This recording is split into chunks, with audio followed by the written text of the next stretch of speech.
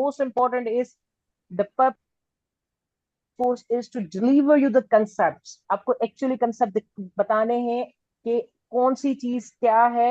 Don't go for the rectification. So inshallah, we will start with this demo with just a respiratory physio. We will not go to the whole respiratory physio, but we will discuss about anatomy and its physiology, histology, and then lung volumes. So you can know better about how our method of this session will be.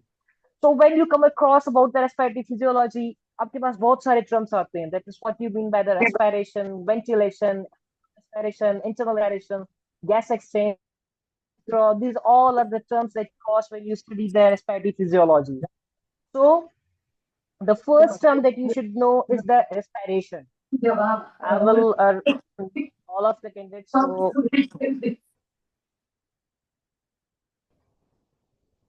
okay, so I have mute all of the candidates. You can write down the questions in your chat box. I will be asking the questions during whole of the sessions. So please be interactive with me. Okay, is it clear to this? Write down the chat box so we can move forward. Please be quick.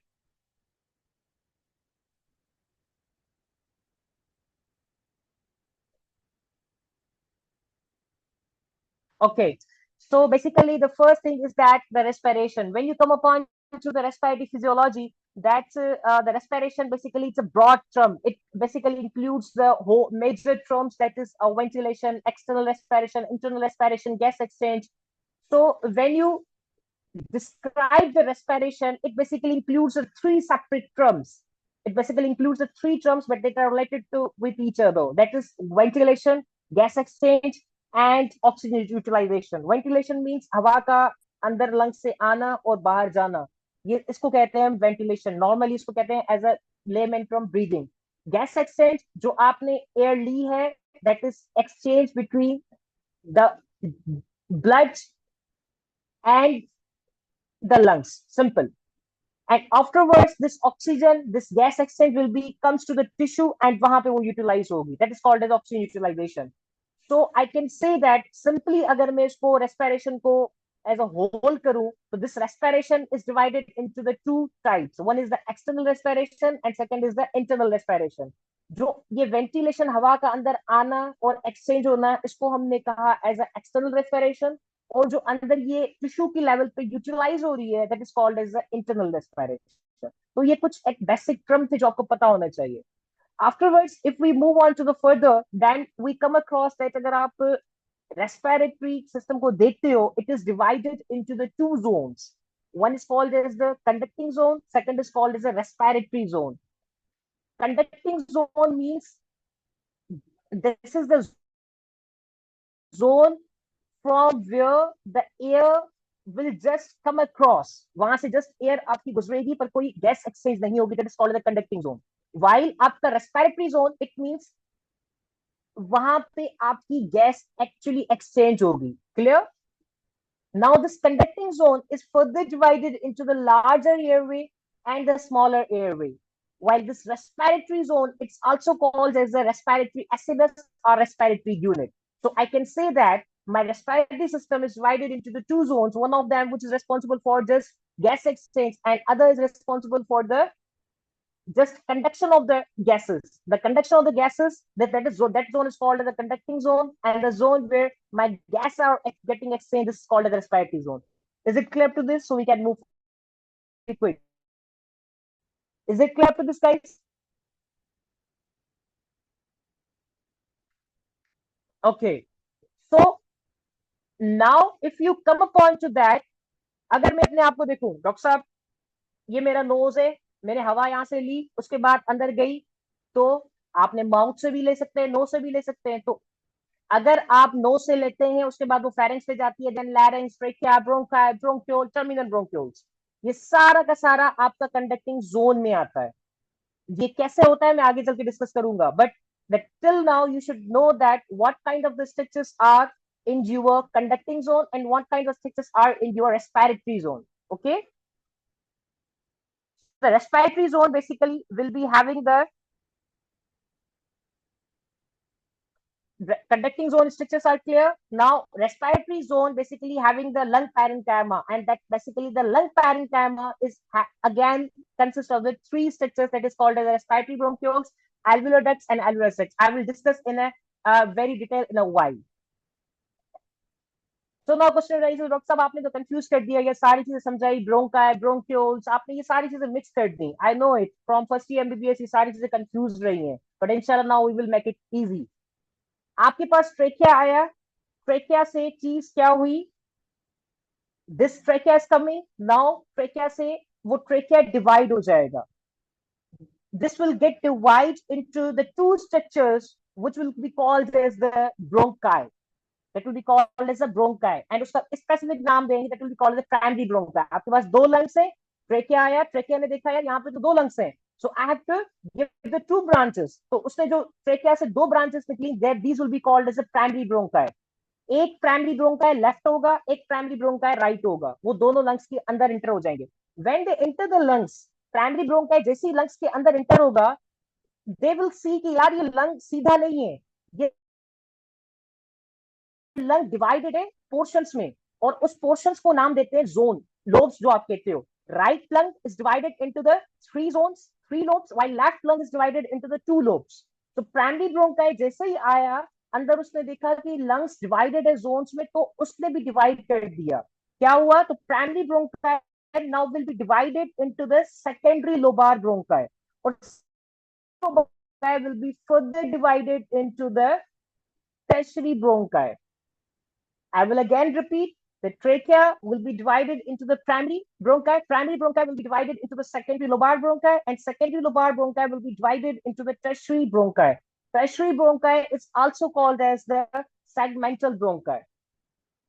Is it clear up to this, so I can move forward? Please guys be quick. I will correlate this basic lecture with clinical interpretations में, इसको इंशाल्लाह clinical interpretations के साथ आगे चलाऊंगा मैं best.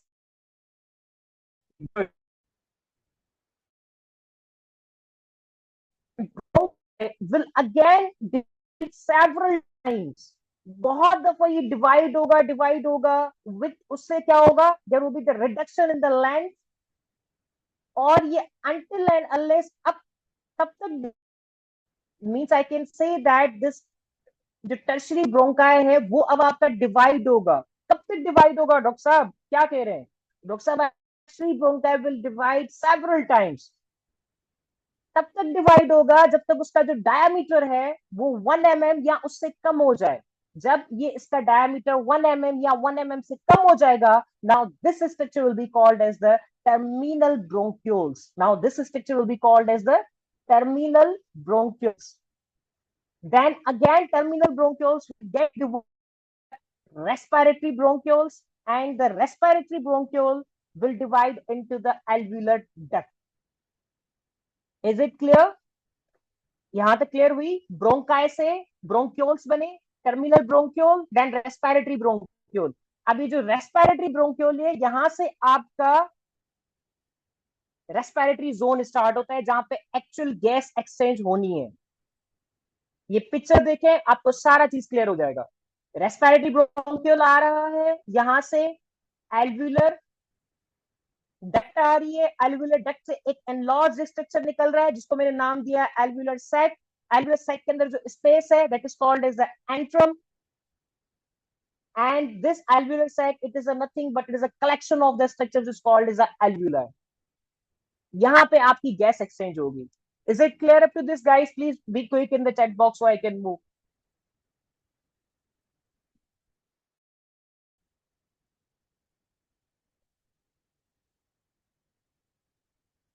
Is it clear up to this?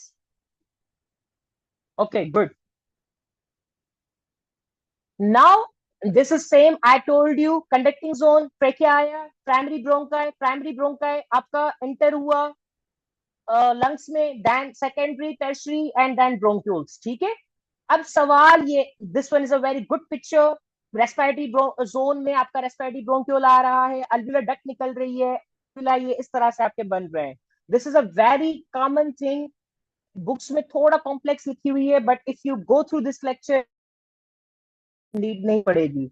सवाल ये, डॉक्टर साहब आप हमें पढ़ा रहे हैं इमरजेंसी मेडिसिन, कुछ क्लिनिकली तो इसको कोरिलेट करे ना। तो अब आपने जब ये जो सारा आपने जनरेशन ये सारी चीजें देखी, this is called as the tracheobronchial tree. Okay, this tracheobronchial tree basically, अब इसकी क्लिनिकल सिग्निफिकेंसेस आपने देखनी है. ठीक है, तो अगर देयर परमानेंट डायलेशन आपकी हो जाती है बिफोर टर्मिनल ब्रोंक्यूल्स. अब अगर मैं टर्मिनल ब्रोंक्यूल्स का आपको रेस्पिरेटरी मेडिसिन में बताऊं तो अब आपको क्लियर होना चाहिए कि यार टर्मिनल ब्रोंक्यूल्स है क्या. तो अगर उससे पहले डायलेशन होती है तो इस कंडीशन को क्या कहते हैं? एनीवन एनी पता है किसी को? अब देखें हमने कैसे बेसिक को क्लिनिकल साइंस से जोड़ा है. इसी तरह इंशाल्लाह हम हर लेक्चर लेके चलेंगे ताकि आपकी हर चीज जो है बेसिक से क्लिनिकल की तरफ जाए.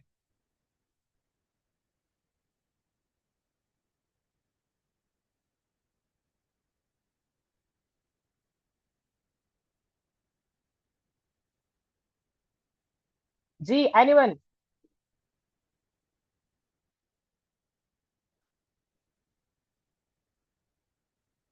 चले मैं बता देता हूँ. If there is the permanent dilation of the tracheobronchial tree before terminal bronchioles, this is called as the basically bronchiectasis. If it occurs after terminal bronchiole, that is called as the emphysema. इसकी detail इंशाल्लाह हम आगे चल के पढ़ेंगे, but for now just you should know कि इसको हमने बेसिक को कैसे क्लिनिकल एस्पेक्ट से हमने कोरिलेट करना है.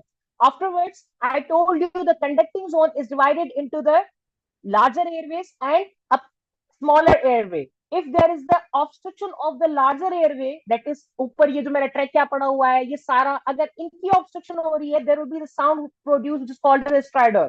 But if there is a predominantly narrowing of the smaller airway, then they produces the wheezes or the rhonchi. So this is somewhat how your clinical aspects you should know कि यार मैं basic पढ़ रहा हूँ तो मुझे उसका आना चाहिए. Is it clear to this के bronchi, bronchioles, terminal bronchioles, respiratory bronchioles ये हेडेक है क्या? क्लियर हो गया? Please write down the chat box so I can move to the next topic. यही सारा कंसेप्ट आपका पार्ट 1 में आता है. एफसीपीएस पार्ट 1 वाले जो हैं उनका भी यही कोर्स है. एमआरकेएम प्राइमरी वालों का भी यही कोर्स है. Clear? So afterwards, now you have the next topic of this demo lecture, which is called as the lung volumes. Lung volumes में हमेशा सताया हुआ होता है, स्पेशली मुझे तो बिल्कुल सताया हुआ था. क्या है चीजें, रट्टा लगाओ भूल जाओ. So inshallah we will discuss it in a way कि इसको conceptually समझ लें, because those who are going to appear in the exam, primary वाले या एक्चुअली पार्ट 1 वाले, इसके 4 से 5 क्वेश्चन आपको लाजमी आने हैं. और ये एक वर्ड के चेंज पे आपका सारा सिनेरियो चेंज हो जाता है. तो इंशाल्लाह इसको अगर आप क्लिनिकली समझेंगे तो it will be better for you. So we will start with the lung volumes. Lung volumes हैं क्या? आपके you have basically जो आप एयर ले रहे हो और जो छोड़ रहे हो, that is basically the air. उसको हम मेजर करते हैं, वो वॉल्यूम में मेजर करते हैं. So you have the lung volumes. जब एक से ज्यादा लंग वॉल्यूम आपके कंबाइन हो जाते हैं, that is called as the capacity. So I can say that I have the two terms. मेरे पास दो terms होंगे, एक होगा lung volume and दूसरा होगा lung capacity. Clear? Now, अगर मैं इसको divide करूं, what are the types of the lung volume? Then I will be having the two types of the lung volume. One is called as the static lung volume. Second is called as the dynamic lung volume. इसका क्या मतलब है? नाम से ही जाहिर है.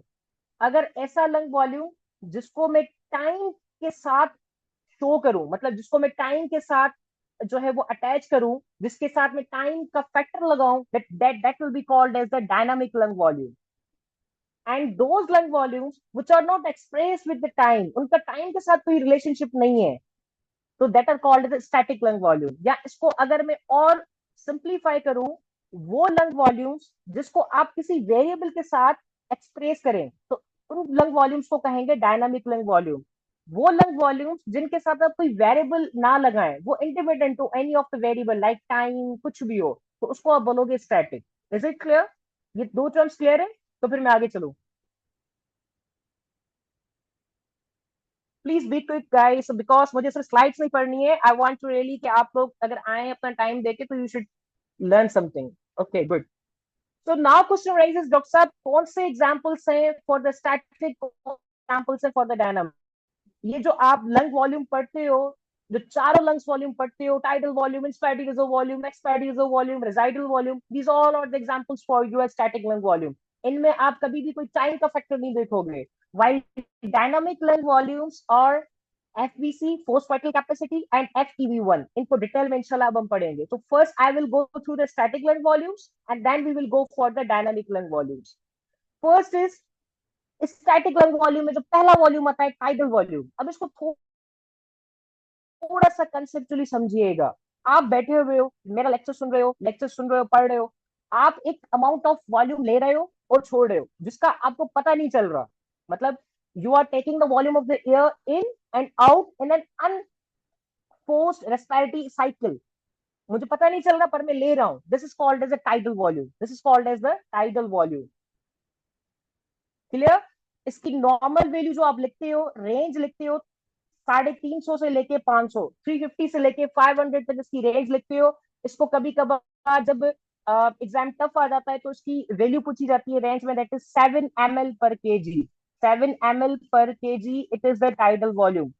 Clear? तो ये जो मैं नॉर्मल एक वॉल्यूम ले रहा हूं और छोड़ रहा हूं, दिस इज टाइडल वॉल्यूम। उसके बाद मैंने टाइडल वॉल्यूम ले लिया, ठीक है। उसके बाद मैं कुछ amount of the air force लगा के ले रहा हूं। अब मेरे वॉइस को सुनिएगा।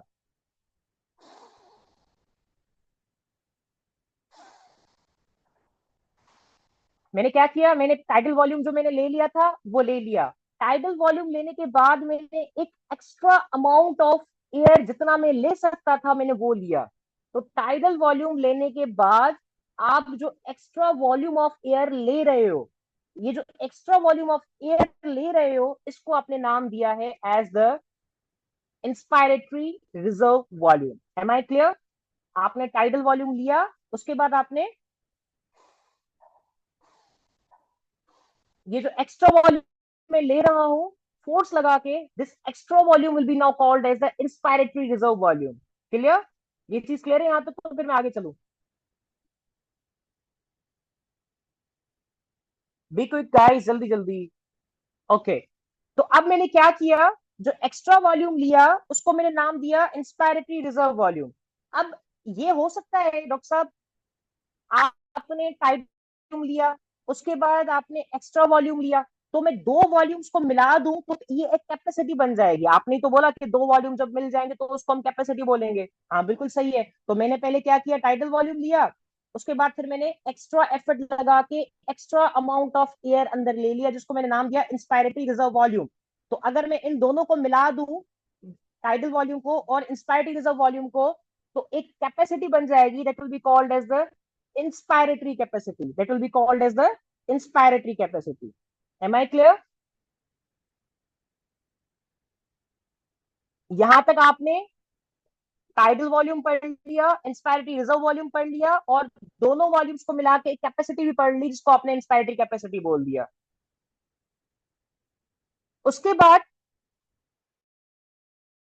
आपने क्या किया कि सर आपने बोला आप एक वॉल्यूम जो नॉर्मल ले रहे हो उसको आपने टाइडल वॉल्यूम बोल दिया, उसके बाद जो एक्स्ट्रा अमाउंट ले रहे हो उसको आपने इंस्पायरेटरी वॉल्यूम बोल दिया। यहां तक तो किस्सा समझ में आ गया। अब आ जाए, मैं नॉर्मल वॉल्यूम छोड़ भी तो रहा हूं ना, मैं बाहर निकाल भी तो रहा हूं ना। तो जो मैं नॉर्मली जो छोड़ रहा हूँ जिसमें मुझे कोई रेस्पिरेटरी एफर्ट नहीं देनी पड़ रही है, उसका मैंने नाम दिया टाइडल वॉल्यूम।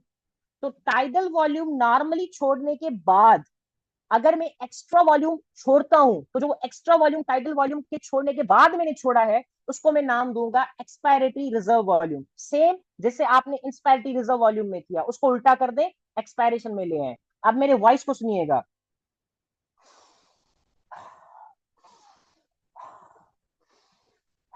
मैं क्या कर रहा हूं, मैंने एक इंस्पायर फोर्स देके अंदर वॉल्यूम लिया, उसका नाम था इंस्पायरेटरी रिजर्व वॉल्यूम।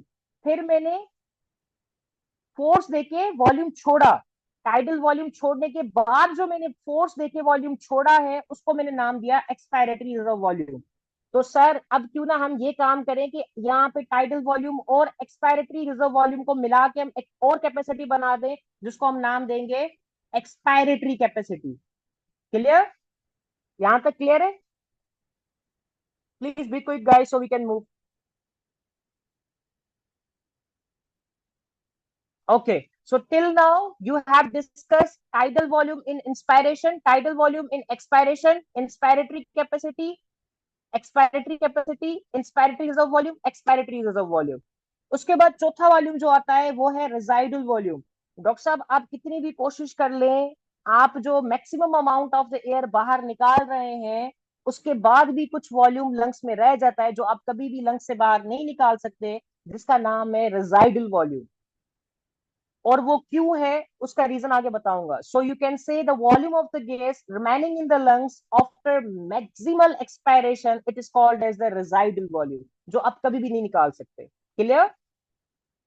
तो अब इन दोनों टर्म्स को जब वॉल्यूम्स को मैं मिलाऊंगा तो कैपेसिटी बनेगी। तो what is inspiratory capacity? Sir inspiratory capacity आपने बोला था टाइडल वॉल्यूम और इंस्पायरेटरी रिजर्व वॉल्यूम को मिला दो, तो डेफिनेशन क्या बनेगी? The maximum amount of the air that can B inspired normal tidal expiration. ये वर्ड को समझना है। नॉर्मल टाइडल एक्सपायरेशन, मैंने नॉर्मली एक्सपायर कर लिया, अब मैं जो maximum amount of the air लूंगा उसको मैं नाम दूंगा इंस्पायरेटरी कैपेसिटी। उसमें मैं पहले क्या करूंगा? पहले उसके बाद इंस्पायरेटरी रिजर्व वॉल्यूम लूंगा, उन दोनों को मिला के मैंने नाम दिया इंस्पायरेटरी कैपेसिटी। जबकि इंस्पायरेटरी रिजर्व वॉल्यूम ऐसे नहीं था। इंस्पायरेटरी रिजर्व वॉल्यूम क्या था? आपने टाइडल वॉल्यूम ले लिया, उसके बाद जो आप एक्स्ट्रा वॉल्यूम ले रहे हो उसको आपने इंस्पायरेटरी रिजर्व वॉल्यूम बोला। अब देखें कितनी बारीक चीज है। एग्जाम यहाँ पे आके फंसता है, फिर हम कहते हैं यार हम फेल हो गए क्योंकि हमारे कंसेप्ट ही क्लियर नहीं होते हैं। अब कंसेप्ट क्लियर हो गया, इंस्पायरेटरी रिजर्व वॉल्यूम और कैपेसिटी में क्या फर्क है? Is it clear? अगर आप ये कंसेप्ट याद रखेंगे, पिक्चर अपने जहन में रखेंगे, डेफिनेशन कभी भी आपको नहीं भूलेगी। Please be quick guys, write down chat box.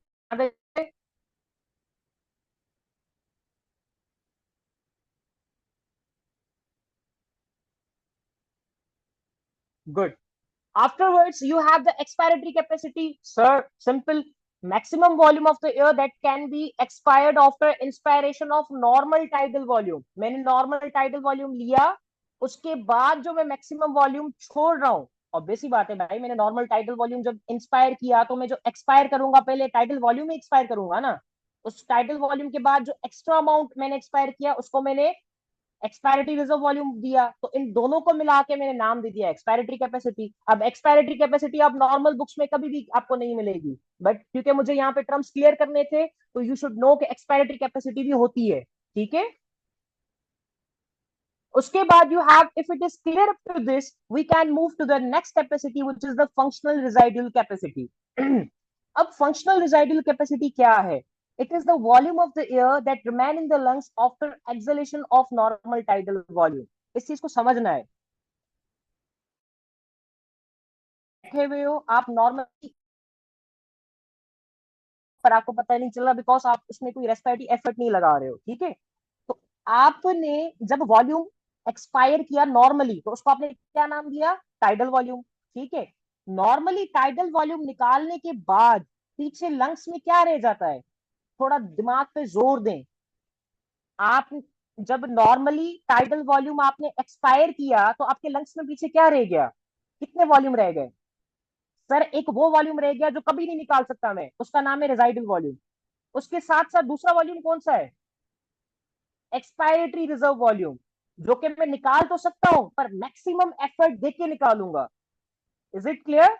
जब मैं नॉर्मल टाइडल वॉल्यूम एक्सपायर कर दिया तो उसके बाद जो लंग्स के पीछे मेरे वॉल्यूम रह गए वो दो है।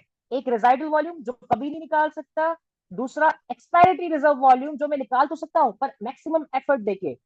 इन दोनों को मैं मिला के बोलूंगा फंक्शनल रिजाइडल कैपेसिटी। इन दोनों को मैं मिलाऊंगा functional residual capacity. Is it clear? आप डेफिनेशन समझ में आ रही है? अगर पिक्चर ध्यान में रखेंगे डेफिनेशन खुद क्लियर हो जाएगी। It is the amount of the air that remain in the lungs after exhalation of normal tidal volume. Normal tidal volume निकाल दिया, उसके बाद जो मेरे लंग्स के अंदर अमाउंट रह रहा है उसको मैंने नाम दिया फंक्शनल रिजाइडल कैपेसिटी। क्लियर? अब ये चीज समझिएगा, मैं दो चीजें आपको बताने लगा हूं, इसके आंसर आपने मुझे देने। एक है amount of the air remaining the lungs after normal expiration, उसको नाम दिया मैंने फंक्शनल रिजाइडल कैपेसिटी। ऐसा ही है? अब यहां पे देखें, amount of the air that remain in the lungs after maximum expiration, इसका इसका अब आंसर क्या होगा? डेफिनेशन वही है, amount of, excellent doctor Arbaz, excellent doctor Rimsha, excellent. अब कंसेप्ट समझ में आ गया? अब पेपर कितना भी टफ हो, you can not go for, because you know the concept. सिर्फ मैंने क्या किया है, एक वर्ड चेंज किया है, एक वर्ड। अब मुझे बताएं, जिसको कंसेप्ट पता ही नहीं होगा वो बोलेगा यार मेरा तो गलत हो गया। अरे भाई, उस एक वर्ड चेंज करने से आपका सारा स्नैरियो ही गलत हो गया।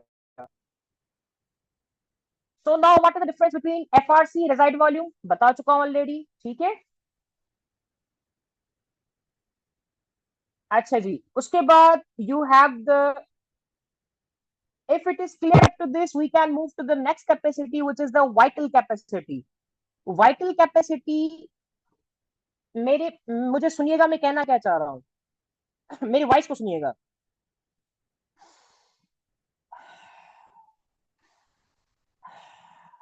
मैंने क्या किया, एक लंबा सांस लिया, फिर लंबा सांस छोड़ा।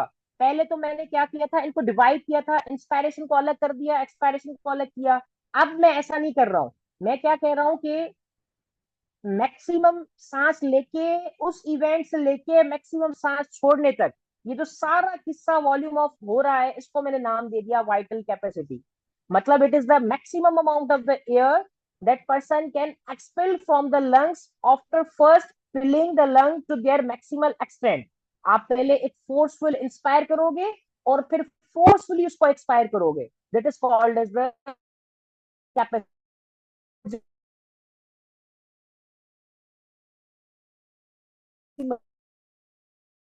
fire the maximally, this whole will be called as the vital capacity. अब vital capacity की अगर ये कंसेप्ट आपको पता है तो अब इसका फार्मूला खुद ही बना सकते हो। कैसे? सर, vital capacity आपने नाम दिया कि मुझे पहले फोर्सफुली एक्सपायर करना पड़ेगा, मतलब पहले तो मैं टाइडल वॉल्यूम लूंगा। जब टाइडल वॉल्यूम लूंगा तो उसके बाद मैं क्या करूंगा, इंस्पायरेटरी रिजर्व वॉल्यूम लूंगा, that is called as the inspiratory reserve volume. उसके बाद में फोर्सफुली एक्सपायर करूंगा, that is the expiratory reserve volume. इन तीनों को मिला कि आपने नाम दे दिया vital capacity. Is it clear?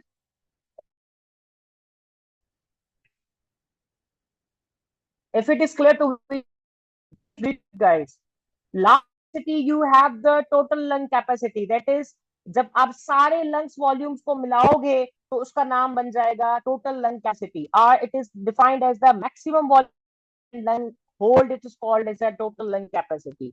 ये आप मतलब सिंपल है, इसमें कोई वो नहीं है, ठीक है।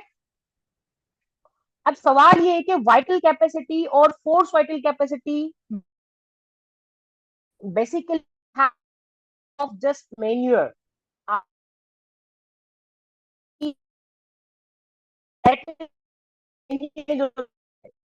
कैपेसिटी में कोई फोर्सफुल में नहीं है, मतलब आप लिया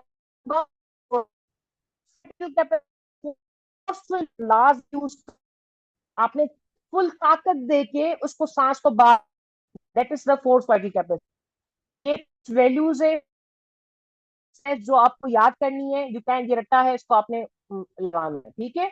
उसके बाद इफ इट इज क्लियर तो मैं आपको कुछ बीसीक्यूज करा दूं, बिकॉज बाकी चीजें जो इंशाल्लाह हम कोर्स में इस पे डिस्कस करेंगे। बिकॉज अगर आप पता हो कि सीखा है आंसर ऑफ दिस क्वेश्चन।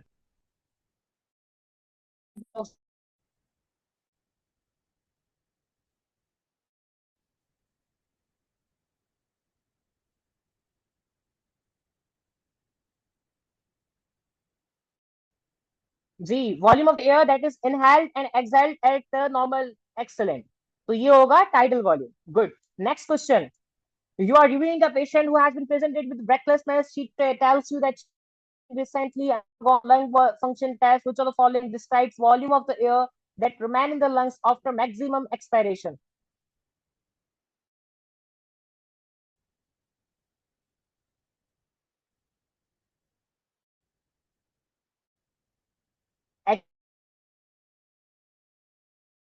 मैं मैक्सिमम को हटा नॉर्मल एक्सपायरेशन कर दूं, अगर मैं मैक्सिमम वर्ड हटा के नॉर्मल एक्सपायरेशन कर दूं,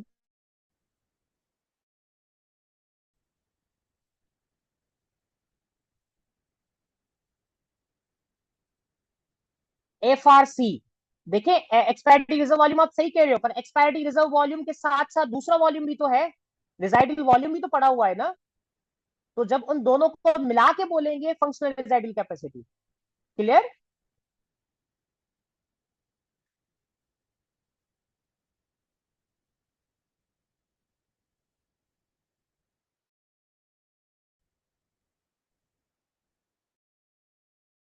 क्वेश्चन नंबर वन का आंसर क्या होगा? जल्दी से guys, solution. Maximum volume of the air that can still be forcefully inhaled following the inhalation of a normal tidal volume. थोड़ा सा जल्दी नहीं कीजिएगा, डेफिनेशन को समझिएगा।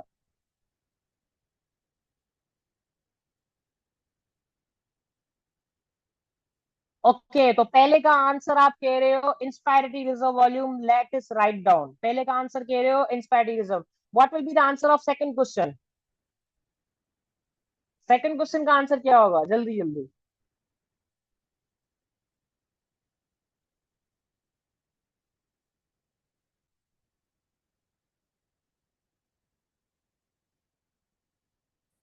क्वेश्चन दोबारा समझें, क्वेश्चन दोबारा समझें। वो कहना चाह रहा है maximum volume of the air that can be inhaled after exhalation of the normal tidal volume.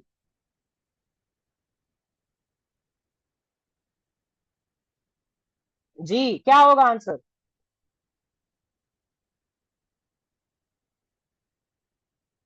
आपने नॉर्मल टाइडल वॉल्यूम एक्सेल किया, एक्सपायर किया, उसके बाद मैक्सिमम वॉल्यूम जो ले रहे हो उसका ये पूछ रहा है, तो उस मैक्सिमम वॉल्यूम को क्या कहोगे?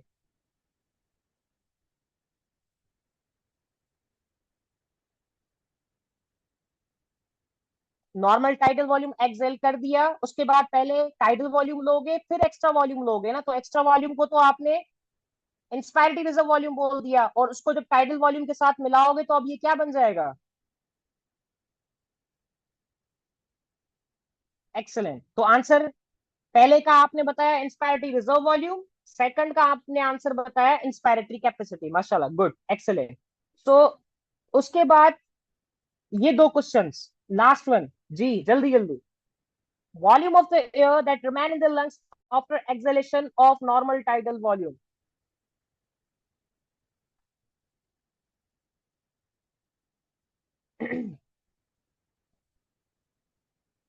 चलें, पहले का आंसर बताया आपने F R C, functional residual capacity. दूसरे का आंसर क्या होगा? दूसरे का आंसर जल्दी।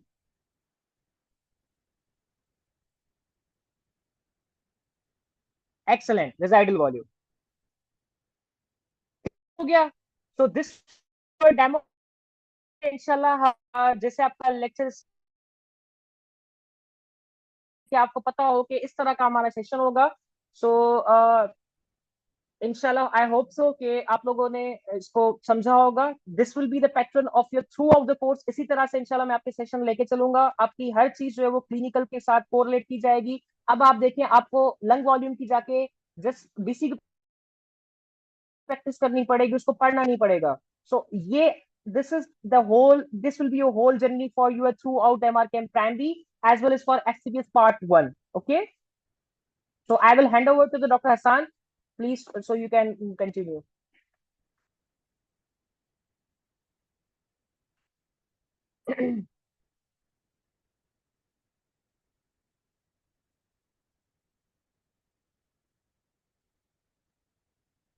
Dr. Hassan, you there?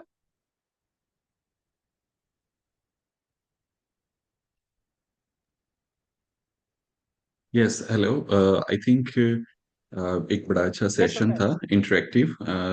Sorry everyone for the like internet issues and other things. Web live webinar में आपने मैक्सिमम चीज़ें क्लियर कर दी हैं सब डॉक्टर्स को almost. So if somebody have any question they can ask, otherwise doctor Akash ने आपको बता दिया है कि किस तरह से ये चीज़ों को लेके चलेंगे। And we will try our best जितना भी हम लोग अपने डॉक्टर्स को फैसिलिटेट कर सकें। And if somebody have like any like payment issue or something like that, they can ask us personally, but we want everyone, all of you can do it. Either it is a FCPS 1 or MRChem 1. You just need to have a dedicated study, interactive. You can take the live lectures and you just need to study. It depends on you. Some students, they even can do just in within 2 to 3 months. Some student might need 4 months if they have any gap. There are every kind of, every level of students. कुछ बहुत intelligent होते हैं और वो like with in 2 months भी इसको कर सकते हैं, लेकिन कुछ स्टूडेंट एवरेज होते हैं and they need a lot of hard work. For a safe side you can take like 3 to 4 months। अगर आप कोई भी एग्जाम है उसको पास करने के लिए एक प्रॉपर गाइडेंस और एक प्रॉपर मेंटर की जरूरत होती है। आई डन माई MRCS, और उसमें मुझे भी प्रॉपर गाइडेंस की जरूरत थी। प्रॉपरली मैं उन पे लाइक उनके इंटरेक्टिव लेक्चर्स लेता रहा। कुछ मेरे दोस्तों ने लाइक ट्राई किया था पर्सनली, उन्होंने कुछ ने कर भी लिया था, कुछ उसमें अनफॉर्चुनेटली उसमें वो नहीं भी कर पाए थे। तो कोई भी एग्जाम पास करना है उसके लिए एक प्रॉपर स्मार्ट वे होता है। इंस्टेड ऑफ के हम लोग सब कुछ पढ़ डालें और at the day of exam हमें पता ही ना हो कि बेसिकली एग्जामिनर पूछ क्या क्या रहा है और या किस तरह का है। तो एग्जाम ओरिएंटेड प्रिपरेशन बहुत जरूरी होती है। एंड डॉक्टर आकाश ही has a lot of experience, doctor Farwa as well.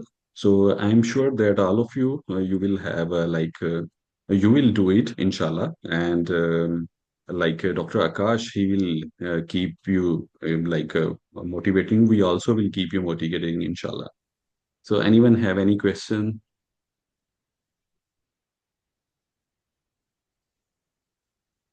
Yes, at the beginning we make it very low, like you can say in Pakistani rupees, it's just like a 30,000 rupees. But if somebody have any issue, they can pay in two installment as well.